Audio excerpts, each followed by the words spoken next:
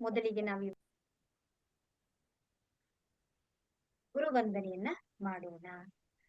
ಗುರುರ್ ಬ್ರಹ್ಮ ಗುರುರ್ ವಿಷ್ಣು ಗುರುರ್ದೇವೋ ಮಹೇಶ್ವರಃ ಗುರು ಸಾಕ್ಷಾತ್ ಪರಬ್ರಹ್ಮ ತಸ್ಮೈ ಶ್ರೀ ಗುರುವೇ ನಮಃ.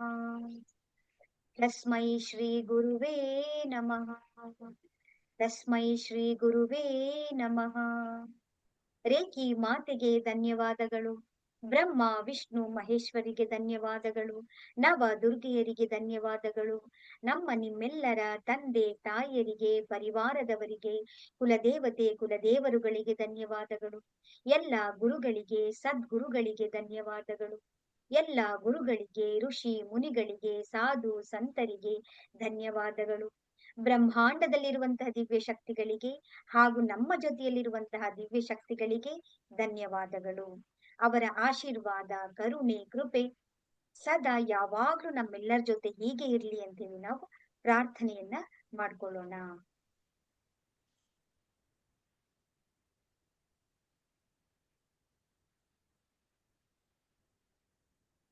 ಆತ್ಮ ಪರಮಾತ್ಮರಿಂದ ನಿಮ್ಮೆಲ್ಲರ ಆತ್ಮ ಪರಮಾತ್ಮರಿಗೆ ಆತ್ಮ ಪ್ರಣಾಮಗಳು.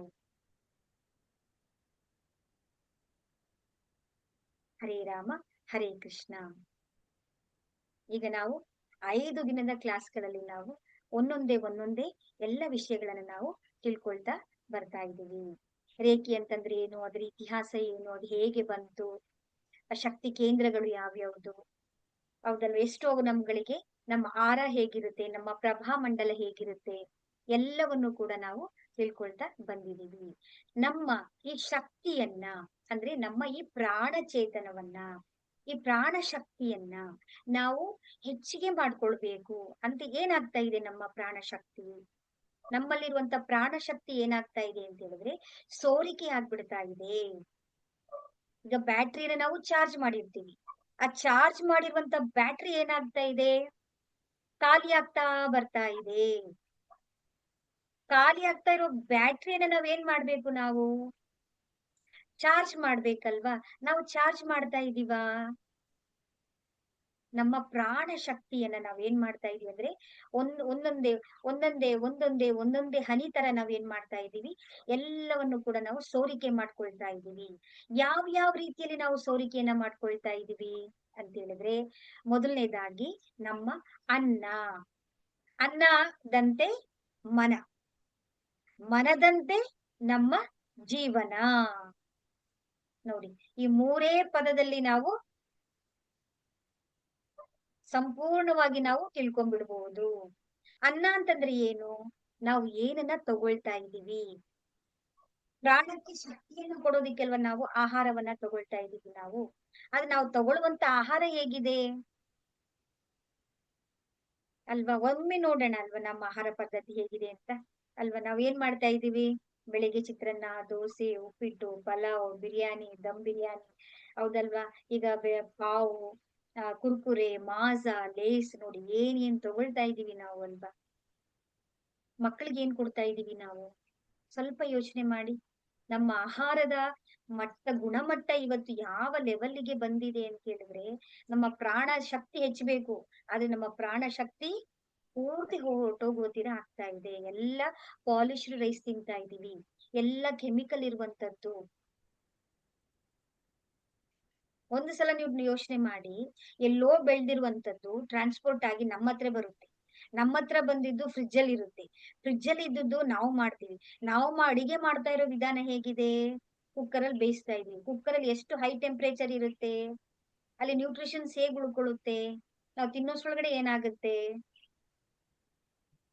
ಅಕ್ಕ, ಒಂದ್ಸಲ ನಾನು ಒಂದು ಅನುಭವ ಹೇಳ್ತೀನಿ. ಮನೆಯಲ್ಲಿ ನಾವು ಬೆಳಗ್ಗೆಯಿಂದ ತಿಂಡಿ, ಮಧ್ಯಾಹ್ನದ ಅಡಿಗೆ, ರಾತ್ರಿ ಏನೆಲ್ಲ ಮಾಡ್ತೀವಲ್ವಾ, ಅಡಿಗೆನಲ್ಲಿ ಸ್ವಲ್ಪ ನಾಯಿಗೆ ಏನಾದ್ರು ಹಾಕಿದ್ರೆ, ಕೆಲವೊಂದ್ ನಾಯಿಗಳದು ಊಟನೇ ಮಾಡಲ್ಲ. ಅಂದ್ರೆ ನಾಯಿ ಕೂಡ ಊಟನ ಅದು ಯೋಗ್ಯ ಅಲ್ಲ ಅಂತ ತಿರಸ್ಕಾರ ಮಾಡೋ ಮಟ್ಟಕ್ಕೆ ನಮ್ಮ ಅಡಿಗೆಗಳು ಇದಾವೆ ಅಂತ. ಅದಕ್ಕೂ ಗೊತ್ತಿದೆ ಅದ್ರಲ್ಲಿ ಏನ್ ನ್ಯೂಟ್ರಿಯನ್ಸ್ ಇರಲ್ಲ. ಈಗ ಮ್ಯಾಗಿ ಅದ್ ಕೊಟ್ಟು ನೋಡಿ ಅದ್ ತಿನ್ನಲ್ಲ. ಈಗ ಎಷ್ಟೋ ಫುಡ್ಗಳನ್ನ ನಾಯಿ ಕೂಡ ಮೂಸಲ್ಲ ಅಂತ ಹೇಳ್ತಾರಲ್ಲ, ಹಂಗಿದೆ ಈಗಿನ ಫುಡ್ ಅಂತ. ಹೌದು ಹೌದು ಹೌದು. ಇರ್ಲಿ. ಅಂದ್ರೆ ನಮ್ಮ ಆಹಾರ ಪದ್ಧತಿ ಆ ರೀತಿಯಲ್ಲಿ ನಾವು ಮಾಡ್ಕೊಂಡು ಬಂದ್ಬಿಟ್ಟಿದೀವಿ. ಈಗ ನೋಡಿ, ನಾವು ಎಲ್ಲ ಇವತ್ತೇನು ಸವಿನಪ್ ಕುಡಿಯೋದು, ಮಾಸ ಕುಡಿಯೋದಿಲ್ಲ. ನಮ್ಮ ಒಳಗಡೆ ಡೈಜೆಷನ್ ಇದೆಯಲ್ಲ, ಜಠರ ಅಗ್ನಿ ಅಂತ ಹೇಳ್ತಾರೆ ಅದನ್ನ. ಜಠರ ಅಗ್ನಿ ಅಂದ್ರೆ ಏನು? ಉರಿತಾ ಇದೆ, ಬರ್ನ್ ಮಾಡ್ತಾ ಇದೆ ನಮ್ಮ ಫುಡ್ ಅನ್ನ. ಬರ್ನ್ ಮಾಡೋದಕ್ಕೆ ನಾವೇನ್ ಮಾಡ್ತಾ ಇದೀವಿ? ಸವಿನಪ್ಪನ ಒಳಗಡೆಗೆ ಹಾಕ್ತಾ ಇದೀವಿ. ಅದು ಕೋಲ್ಡ್ ಇರುತ್ತೆ. ಕೋಲ್ಡ್ ಆಗ್ತಾಗ ಏನಾಗುತ್ತೆ? ನಮ್ಮ ಅಗ್ನಿ ಮಂದ ಆಗ್ಬಿಡುತ್ತೆ. ಸೊ ಎಲ್ಲಿ ಊಟ ಡೈಜೆಷನ್ ಆಗುತ್ತೆ? ಎಲ್ಲ ಫ್ಯಾನ್ಸಿ ಇದ್ ಮಾಡ್ತಾ ಇದೀವಿ ನಾವು, ಅಲ್ವಾ? ಸ್ವಲ್ಪ ನಮ್ಮ ಆಹಾರ ಪದ್ಧತಿಗಳನ್ನ ಏನು ಅಂದ್ರೆ, ನಮ್ಮ ಅಜ್ಜ ಅಜ್ಜಿ ಮುತ್ತಜ್ಜ ಏನ್ ಊಟ ಮಾಡ್ತಾ ಇದ್ರಲ್ಲ, ಆ ಪದ್ಧತಿಯನ್ನ ಒಮ್ಮೆ ನಾವು ನೋಡ್ಕೊಂಡ್ ಬಂದ್ರೆ, ನಮ್ಮ ಆಯುರ್ವೇದದಲ್ಲಿ ಊಟದ ಪದ್ಧತಿಯನ್ನ ಹೇಗೆ ಕೊಟ್ಟಿದಾರೋ ಅದನ್ನ ನಾವು ಫಾಲೋ ಮಾಡ್ತಾ ಬರ್ಬೇಕಾಗತ್ತೆ. ಮತ್ತೊಮ್ಮೆ ನಾವು ಮರಳಿ ತಾಯಿ ಮನೆಗೆ ಹೋದಾಗೆ ಮರಳಿ ನಮ್ಮ ಆಹಾರ ಪದ್ಧತಿಯನ್ನ ನಾವು ಫಾಲೋ ಮಾಡ್ಬೇಕಾಗತ್ತೆ. ಆಲ್ಮೋಸ್ಟ್ ನಿಮ್ಮೆಲ್ಲರಿಗೂ ಕೂಡ ಗೊತ್ತಿದೆ, ಗೊತ್ತಿಲ್ಲ ಅಂತ ಏನೂ ಇಲ್ಲ. ಅದು ನಾವೇನ್ ಮಾಡ್ತಾ ಇದೀವಿ ಅಂದ್ರೆ, ಈ ಒಂದು ಈ ಒಂದು ಒತ್ತಡದ ವಾತಾವರಣದಲ್ಲಿ ನಾವೇನ್ ಮಾಡ್ತಾ ಇದೀವಿ, ನಮ್ಮನ್ನೇ ನಾವು ಕಳೆದೋಗ್ಬಿಡ್ತಾ ಇದೀವಿ. ಸೊ ಮತ್ತೆ ನೀವೇನ್ ಮಾಡಿ ಅಂತ ಹೇಳಿದ್ರೆ, ಸ್ವಲ್ಪ ಹಸಿ ತರಕಾರಿಗಳನ್ನ, ಸಲಾಡ್ ಗಳನ್ನ ಮಾಡೋದನ್ನ ಆಫ್ ಬಾಯ್ಲ್ ಮಾಡಿ, ಪೂರ್ತಿ ಬಾಯ್ಲ್ ಮಾಡಬೇಡಿ, ಕುಕ್ಕರ್ ಅಲ್ಲಿ ಬೇಯಿಸ್ಬೇಡಿ. ಎಲ್ಲ ನ್ಯೂಟ್ರಿಷನ್ಸ್ ಎಲ್ಲ ಸತ್ತೋಗ್ಬಿಡುತ್ತೆ. ಸೊ ಹಾಗಾಗಿ ತಾಜಾ ಹಣ್ಣುಗಳನ್ನ ತಿನ್ನಿ, ಹಸಿರು ಸೊಪ್ಪುಗಳನ್ನ ಸೇವನೆ ಮಾಡಿ. ಆದಷ್ಟು ಝೀರೋ ಆಯಿಲ್ ಬರ್ಬೇಕು ನಾವು. ಝೀರೋ ಆಯಿಲ್ ಅಂದ್ರೆ, ಅಡಿಗೆಗೆ ನಾವು ಇವತ್ತು ಯೋಚನೆ ಮಾಡಿ ಎಷ್ಟು ಆಯಿಲ್ ಯೂಸ್ ಮಾಡ್ತಾ ಇದೀವಿ. ಅದು ರೀಫೈನ್ಡ್ ಆಯಿಲ್. ಅದು ಆಯಿಲ್ ಬಗ್ಗೆ ನೀವು ಒಮ್ಮೆ ಹೋಗಿ ನೀವು ಗೂಗಲ್ ಅಲ್ಲಿ ಅಥವಾ ಯೂಟ್ಯೂಬ್ ಅಲ್ಲಿ ಹೋಗಿ ಸರ್ಚ್ ಮಾಡಿ, ಎಷ್ಟು ಅಡಲ್ಟ್ರೇಟಿವ್ ಆಗಿದೆ ಅಂತ ಹೇಳಿದ್ರೆ ನಿಮ್ಗೆ ಅರ್ಥ ಆಗುತ್ತೆ. ಯಾಕೆ ಇಷ್ಟೊಂದು ನಮ್ಗೆ ಹಾರ್ಟ್ ಅಟ್ಯಾಕ್ ಆಗ್ತಾ ಇದೆ, ಹೆಲ್ತ್ ಇಶ್ಯೂಸ್ ಆಗ್ತಾ ಇದೆ ಅಂದ್ರೆ, ನಾವು ಯೂಸ್ ಮಾಡ್ತಾ ಇರುವಂತ ಎಣ್ಣೆನೇ ಮುಖ್ಯ ಕಾರಣ ಆಗುತ್ತೆ. ಸೊ ಹಾಗಾಗಿ ಸ್ವಲ್ಪ ಎಲ್ಲವನ್ನು ಕೂಡ ನಾವು ಕಡಿಮೆ ಮಾಡ್ತಾ ಮಾಡ್ತಾ ಝೀರೋಗೆ ಬಂದ್ ನಿಲ್ಬೇಕು ನಾವು. ಮತ್ತೆ ಸಕ್ಕರೆ ತಿನ್ಬಾರ್ದು, ಮೈದಾ ತಿನ್ಬೇಡಿ, ಪ್ಯಾಕೆಡ್ ಫುಡ್ಗಳು ಅಂದ್ರೆ ಕುರ್ಕುರೆ, ಮಾಸ ಎಲ್ಲ ಏನು ಚಕ್ಲಿ ಏನೆಲ್ಲ ಪ್ಯಾಕ್ ಮಾಡಿರ್ತಾರಲ್ಲ, ಅದು ಪ್ರಿಸರ್ವೇಟಿವ್ಸ್ ಗಳನ್ನ ಹಾಕಿರ್ತಾರೆ. ಸೊ ಹಾಗಾಗಿ ಅವೆಲ್ಲವೂ ಕೂಡ ಏನಾಗುತ್ತೆ ಅಂದ್ರೆ, ತಕ್ಷಣ ನಮ್ಮ ನಾಲಿಗೆಗೆ ರುಚಿ ಕೊಡುತ್ತೆ. ಅಂದ್ರೆ ರಜಸ್ ಇರುವಂತ ಊಟಗಳವೆಲ್ಲ. ಆದ್ರೆ ಅದು ಏನ್ ಮಾಡುತ್ತೆ ನಮ್ಗೆ ಅಂತ ಹೇಳಿದ್ರೆ, ನಮ್ಮ ಎನರ್ಜಿಯನ್ನ ಬೇಗ ಬರ್ನ್ ಮಾಡೋದಕ್ಕೆ ಸಹಾಯವನ್ನ ಮಾಡ್ಬಿಡ್ತವೆ ಅವೆಲ್ಲಾನು ಕೂಡ. ಹಾಗಾಗಿ ನಮ್ಮ ಆಹಾರದಲ್ಲಿ ನಾವೇನ್ ಮಾಡ್ಬೇಕು ಅಂದ್ರೆ, ಸಾತ್ವಿಕ ಇದೆಯಾ, ತಾಮಸ್ ಇದೆಯಾ, ರಾಜಸಿಕ ಫುಡ್ ಇದೆಯಾ ಅಂತೇಳಿ ನಾವು ನೋಡ್ಕೊಳ್ಬೇಕು ನಾವು. ರಾಜಸಿಕ ಅಂತಂದ್ರೆ ಏನು ಅಂದ್ರೆ, ಇನ್ಸ್ಟೆಂಟ್. ಈಗ ಪಾನಿಪುರಿ ತಿಂದ ತಕ್ಷಣ ಏನಾಗುತ್ತೆ ಅಂತ ತಕ್ಷಣಕ್ಕೆ ನಮ್ಗೆ ರುಚಿ ಬಂದ್ಬಿಡುತ್ತೆ. ಹಾಗೆ ಇನ್ಸ್ಟೆಂಟ್ ಆಗಿ ಏನ್ ರುಚಿ ಬರುತ್ತೋ ಅದೆಲ್ಲ ಇನ್ಸ್ಟೆಂಟ್ ಆಗಿ ನಮ್ಗೆ ಲಾಸ್ ಆಗ್ಬಿಡುತ್ತೆ. ಸೊ ಅದೆಲ್ಲ ಏನ್ ಮಾಡುತ್ತೆ ನಮ್ಗೆ ಅಂತ ಹೇಳಿದ್ರೆ, ಕೋಪ, ಇದೆಲ್ಲ ಉದ್ವೇಗ, ಸಿಟ್ಟು ಇವೆಲ್ಲ ಬರೋದಿಕ್ಕೆ ನಮ್ಗೆ ಕಾರಣ ಆಗುತ್ತೆ. ತಾಮಸಿಕ ಅಂತ ಹೇಳಿದ್ರೆ, ನಮಗೆ ಪ್ರಜ್ಞೆನೇ ಇಲ್ದಿರೋ ತರ. ಈಗ ಮದ್ಯಪಾನ ಆಗಿರ್ಬಹುದು, ನಾವು ಏನು ಸ್ಮೋಕಿಂಗ್ ಮಾಡೋದಂತ ಆಗಿರ್ಬಹುದು, ಅಥವಾ ನಾನ್ ವೆಜ್ ತಿನ್ನುವಂಥದ್ದೆಲ್ಲ ಏನ್ ಮಾಡುತ್ತೆ ಅಂದ್ರೆ, ನಮ್ಮ ಮನಸ್ಸನ್ನೇ ಅದು ಸೋಂಬೇರಿತನ, ನಾವ್ ಏನು ಕೆಲಸ ಮಾಡದೇ ಇರುವಂತ ಸ್ಥಿತಿಗೆ ನಮ್ಮನ್ನ ತಗೊಂಡೋಗದಿ ನಿಲ್ಸ್ಬಿಡುತ್ತೆ. ಅದರ ದಾಸ ನಾವಾಗ್ಬಿಟ್ಟಿರ್ತೀವಿ. ಸೊ ಹಾಗಾಗಿ ಏನ ಅಂತ ತಾಮಸಿಕ ಫುಡ್ಗಳನ್ನು ಮಾಡಿ ಕೂಡ ನಾವು ತಿನ್ಬಾರ್ದು.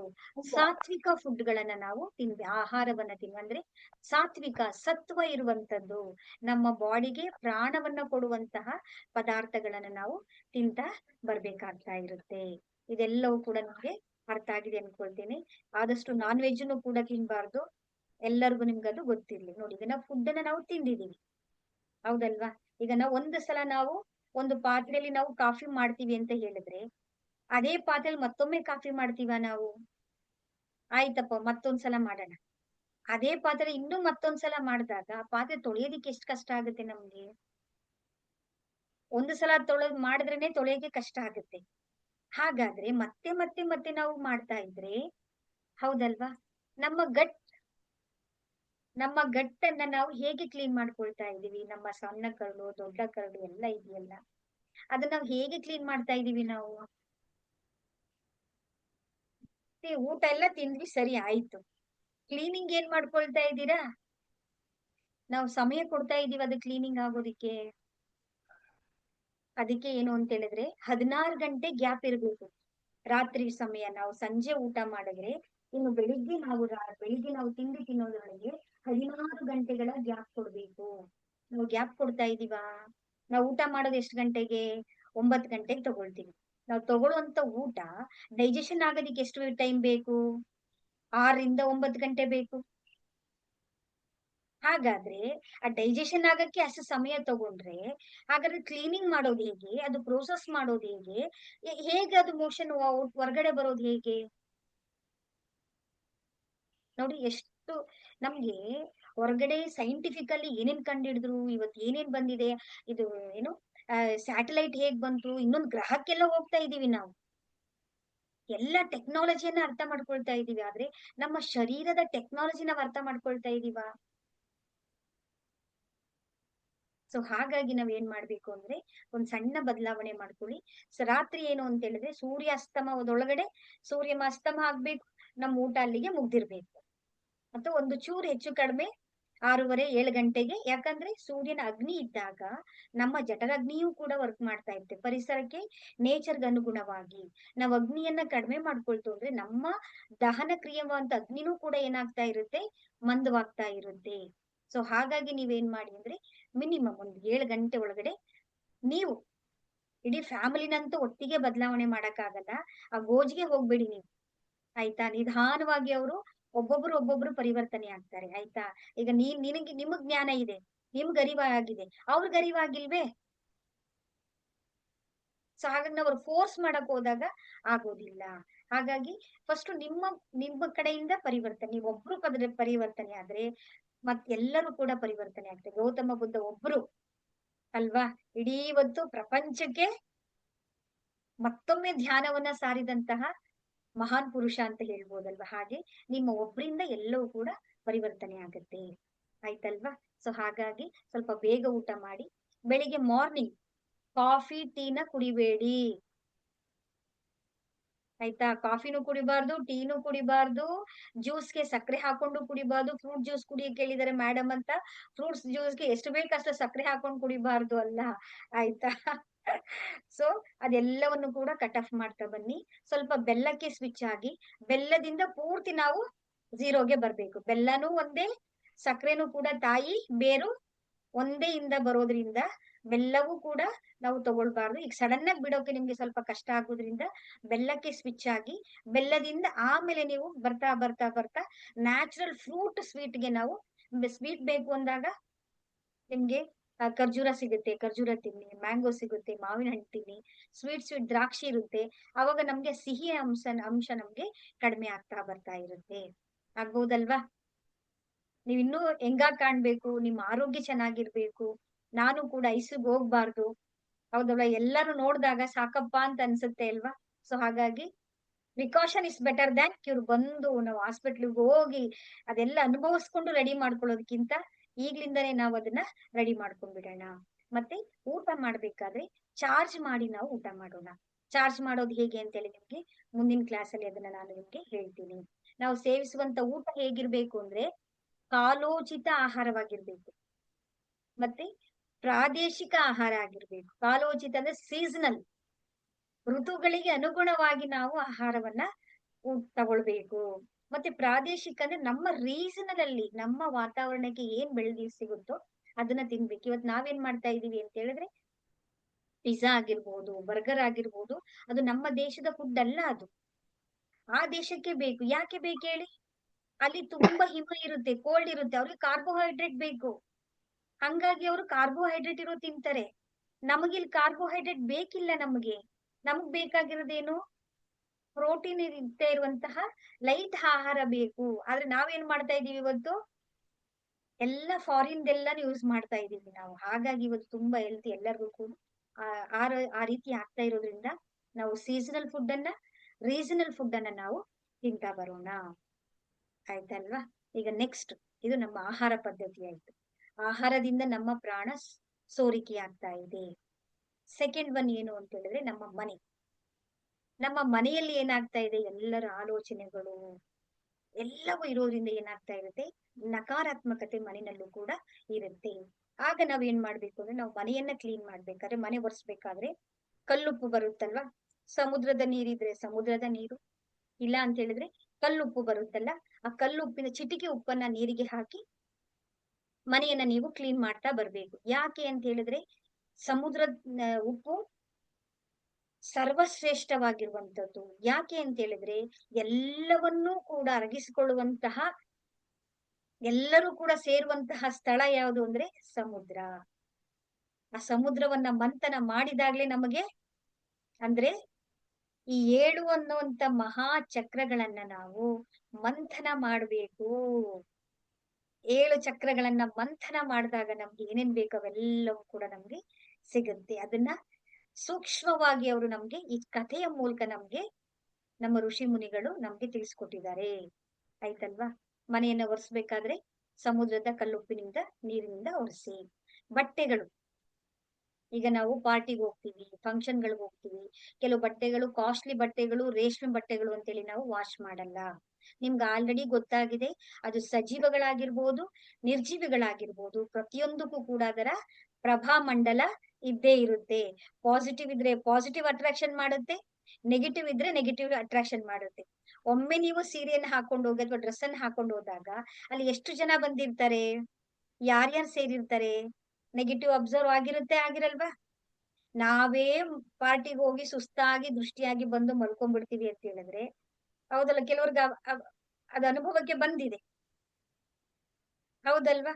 ಮತ್ತೆ ಬಟ್ಟೆಗಳಿಂದ ಬರಲ್ವಾ? ಎಂಥ ಕಾಸ್ಟ್ಲಿ ಬಟ್ಟೆ ಆಗಿದ್ರು ಕೂಡ ನೀವೇನ್ ಮಾಡಿ ಅಂದ್ರೆ ತುಂಬಾ ಪ್ಯಾಚ್ ಟೆಸ್ಟ್ ಮಾಡ್ಕೊಳ್ಳಿ.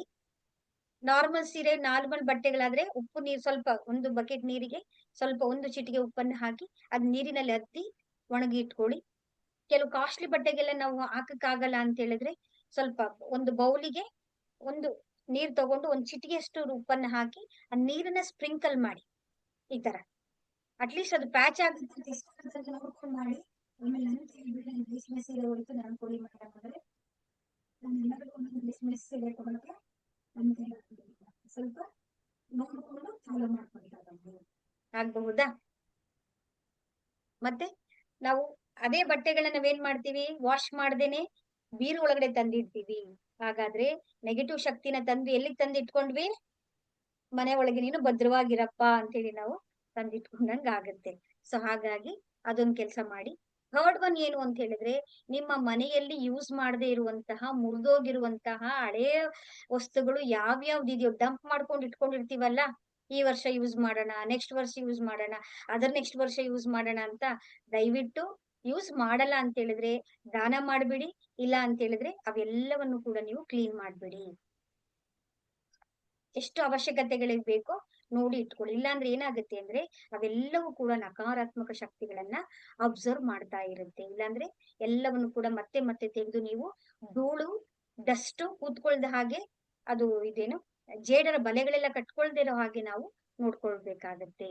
ಇದು ನೆಕ್ಸ್ಟ್ ಪಾಯಿಂಟ್ ಆಯ್ತು. ನೆಕ್ಸ್ಟ್ ಏನು ಅಂತ ಹೇಳಿದ್ರೆ ನಾವು ಮೌನವಾಗಿರ್ಬೇಕು. ಆದ್ರೆ ನಮ್ಮ ಕೆಲಸ ಏನ್ ಮಾಡ್ತಾ ಇದೀವಿ ಹೇಳಿ ಇವತ್ತು? ಮಾತು ಮಾತು ಮಾತು, ಒಂದು ಕಡೆ ಆಲೋಚನೆ ಅಂತೂ ನಿಲ್ಲದೆ ಓಡ್ತಾ ಇರುತ್ತೆ. ಕೂತ್ರು ಓಡ್ತಾ ಇರುತ್ತೆ, ನಿಂತ್ರು ಓಡ್ತಾ, ಮಲಗಿದ್ರು ಕೂಡ ಓಡಾಡ್ತಾ ಇರುತ್ತೆ ಅದು ಆಲೋಚನೆ, ಹೌದಲ್ವಾ? ನಮ್ಮ ವಿಚಾರಗಳೆಲ್ಲ ಓಡ್ತಾ ಇರುತ್ತೆ. ಮಾತು ಮಾತು ಮಾತು ಮಾತು ಮಾತಾಡ್ತಾ ಇದ್ದಾಗ ನಮ್ಮ ಪ್ರಾಣ ಶಕ್ತಿ ಸೋರಿಕೆ ಆಗ್ತಾ ಇರುತ್ತೆ. ಸೊ ಹಾಗಾಗಿ ಮಾತಿನ ಮೇಲೆ ಸ್ವಲ್ಪ ನಮ್ಮೆಲ್ಲರಿಗೂ ಕೂಡ ಗಮನ ಇರಲಿ. ಮುಂದೆ ಯಾಕೆ ಮಾತು ಇಂಪಾರ್ಟೆನ್ಸ್ ಅನ್ನೋದು ನಿಮ್ಗೆ ಮುಂದೆ ಮುಂದೆ ಹೋಗ್ತಾ ನಿಮ್ಗೆ ಲೆವೆಲ್ಗಳಲ್ಲಿ ನಿಮ್ಗೆ ಗೊತ್ತಾಗ್ತಾ ಹೋಗುತ್ತೆ.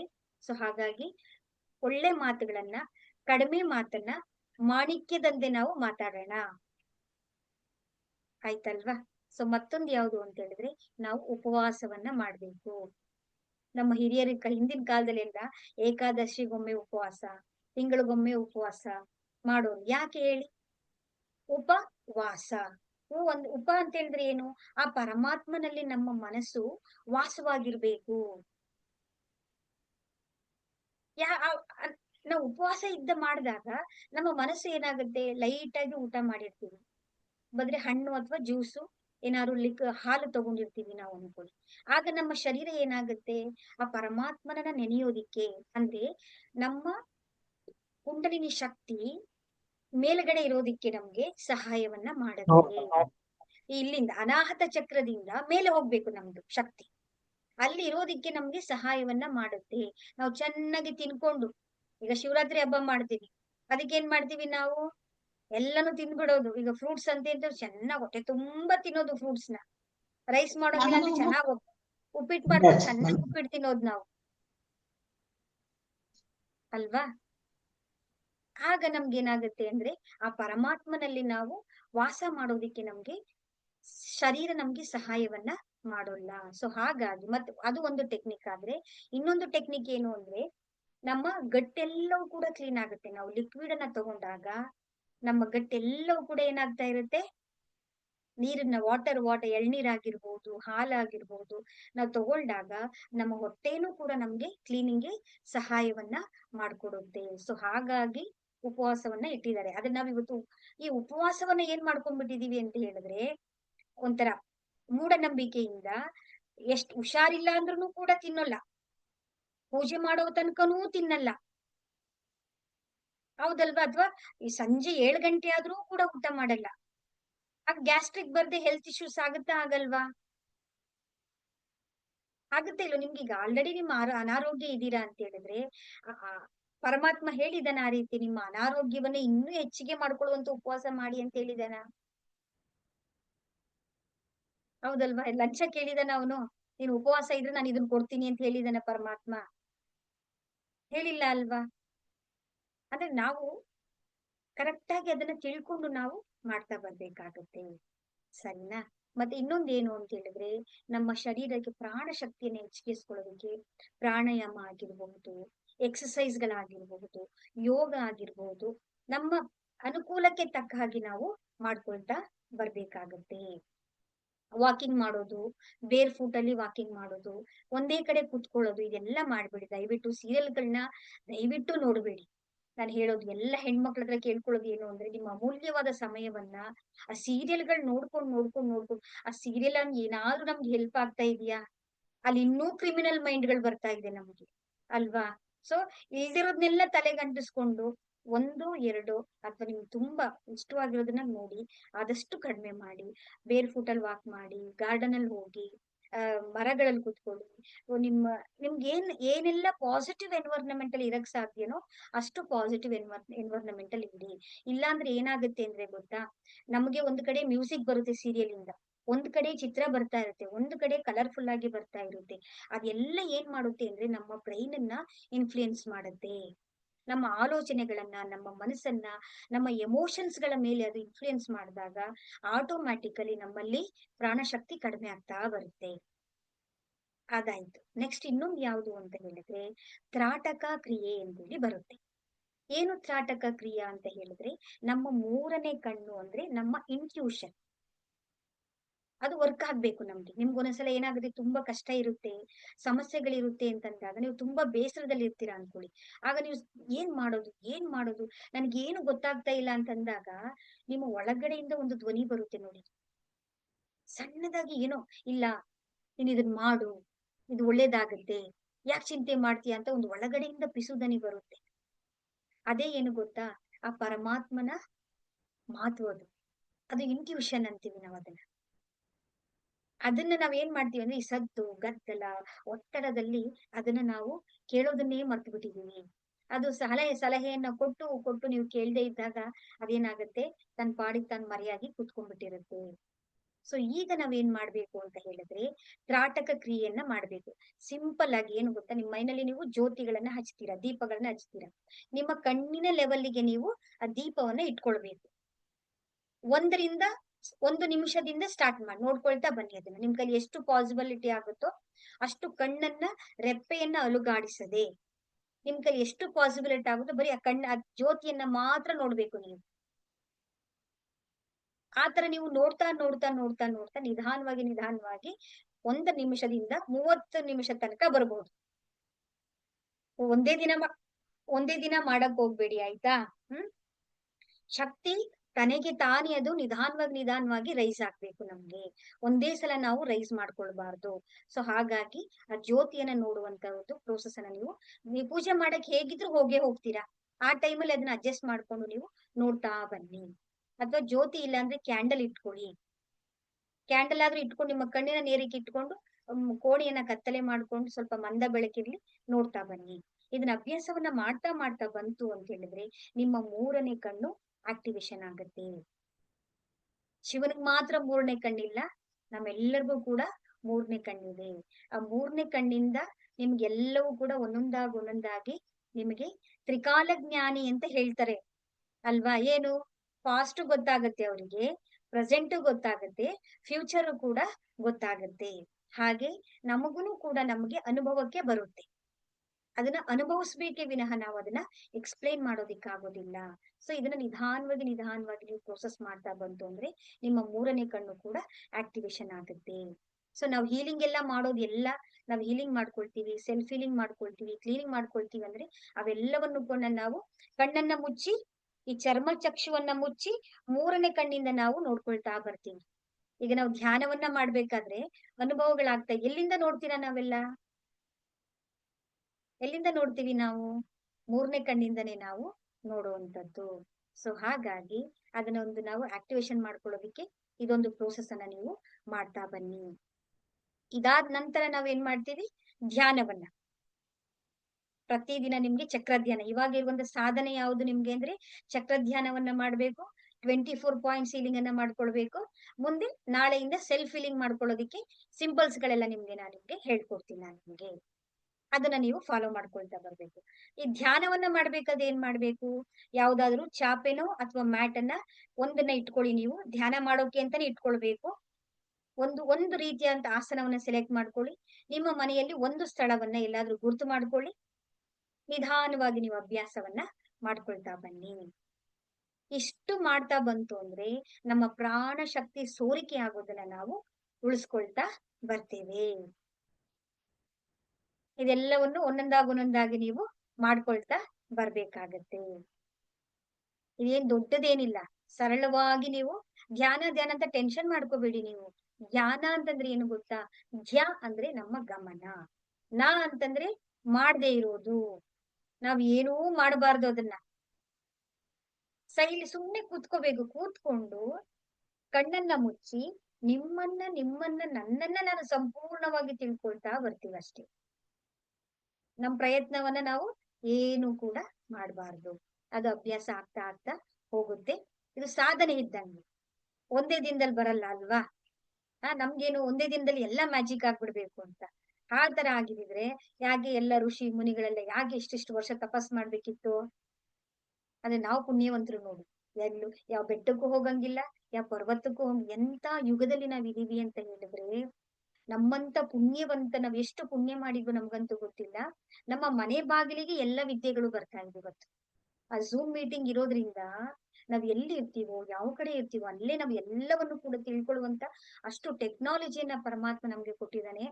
ನಾವ್ ಎಷ್ಟು ಪುಣ್ಯವಂತರು ಅಂತ ಹೇಳಿದ್ರೆ, ನಮಗಿರುವಂತ ಸೌಲಭ್ಯ ಯಾವ ಜನರೇಷನ್ಸ್ಗೂ ಇಲ್ಲ.